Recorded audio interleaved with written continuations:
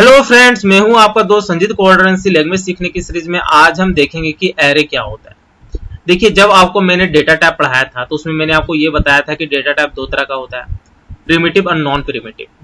और जो non primitive होते हैं वो प्रिमिटिव के हेल्प से बनाए जाते हैं। तो एरे जो आपका है वो नॉन प्रिमिटिव डेटा टाइप का एग्जाम्पल है और इसको हम प्रिमिटिव के हेल्प से बनाते हैं। जब आप यूजर से एक ही तरह का डेटा एंटर करवाना चाहते हो तो उस केस में आप एरे यूज करते हो।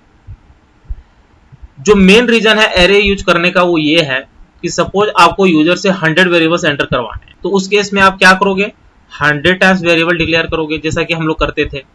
तो 100 टाइम्स वेरिएबल डिक्लेयर करोगे तो इससे क्या होगा कि कोड का लेंथ काफी बड़ा हो जाएगा और इतने सारे वेरिएबल्स को हैंडल करना भी डिफिकल्ट हो सकता है।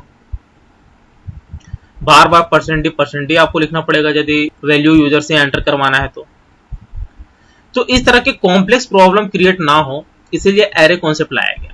और बहुत सारे एडवांटेज हैं इसके, लेकिन जो मेन रीजन है वो यही है।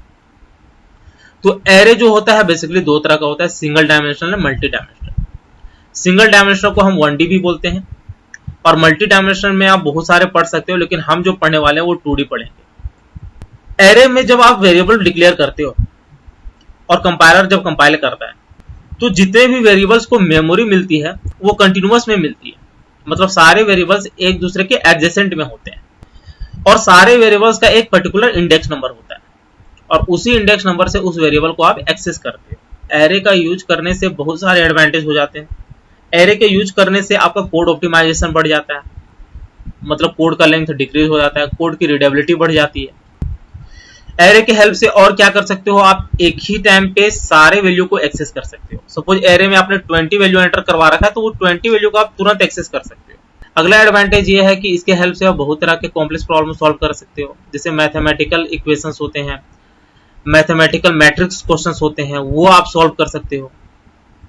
कुछ ऐसे डेटाबेस होते हैं जिसमें वैल्यू को हम रो एंड कॉलम के फॉर्म में स्टोर करवाते हैं, तो उस तरह के डेटाबेस डिजाइन करने में आप करते हो। लेकिन बहुत सारे ऐसे केस है जिसमें एरे का डिसएडवांटेज हो जाता है। जैसे फॉर एग्जांपल के लिए आप जब वेरिएबल डिक्लेयर करते हो तो एक मेमोरी फिक्स कर देते हो, तो उस केस में रन टाइम पे आप मेमोरी को इंक्रीज नहीं कर सकते, तो वो एक डिसएडवांटेज हो जाता है। अगला डिसएडवांटेज ये हो जाता है कि इसमें कोई भी डेटा इंसर्ट या डिलीट करना चाहते हो तो उसमें आपको दिक्कतें आती हैं। तो इस तरह के अपने अपने एडवांटेज एंड डिसएडवांटेज। एरे को आप कैसे बनाते हो, सबसे पहले आप डेटा टाइप लेते हो। डेटा टाइप कुछ भी हो सकता है, फ्लोट भी हो सकता है, इंट भी हो सकता है, कैर भी हो सकता है।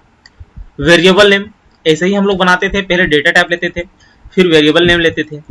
इसमें एक्स्ट्रा आपको क्या करना है, एक साइज देना है आपको स्क्वायर ब्रैकेट में, और ये साइज बताएगा कि आप कितना वैल्यू एंटर करवाना चाहते हो। फॉर एग्जाम्पल सपोज आप यूजर से 5 वैल्यू एंटर करवाना चाहते हो तो आप क्या लिखोगे, इंट ए, और यहाँ पे आप क्या मेंशन करोगे, 5।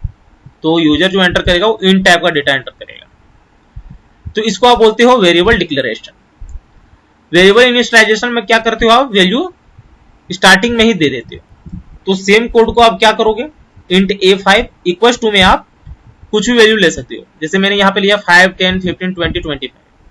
जब कंपाइलर इसको कंपाइल करेगा तो इसको मेमोरी में कंटिन्यूअस मेमोरी एलोकेट होगा।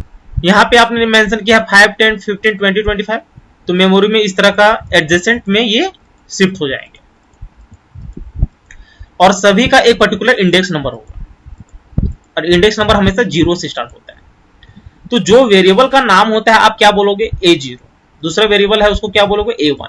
तीसरा वेरिएबल है उसको क्या बोलोगे, a2। तो इस तरह आप नाम देते हो वेरिएबल का, और वेरिएबल को एक्सेस करना है तो वो इंडेक्स नंबर से आप एक्सेस कर सकते हो।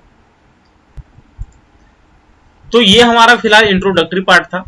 आने वाले वीडियोज में हम इसका प्रैक्टिकल पार्ट देखेंगे। तो उम्मीद है ये वीडियो आपको अच्छी लगी होगी। यदि अच्छी लगी होगी तो चैनल को शेयर एंड सब्सक्राइब जरूर करें। साथ ही बेल आइकन को भी प्रेस कर लेना ताकि जैसे ही मैं एक नया वीडियो अपलोड करूं उसकी नोटिफिकेशन आपको तुरंत मिल जाए। Thank you, happy learning.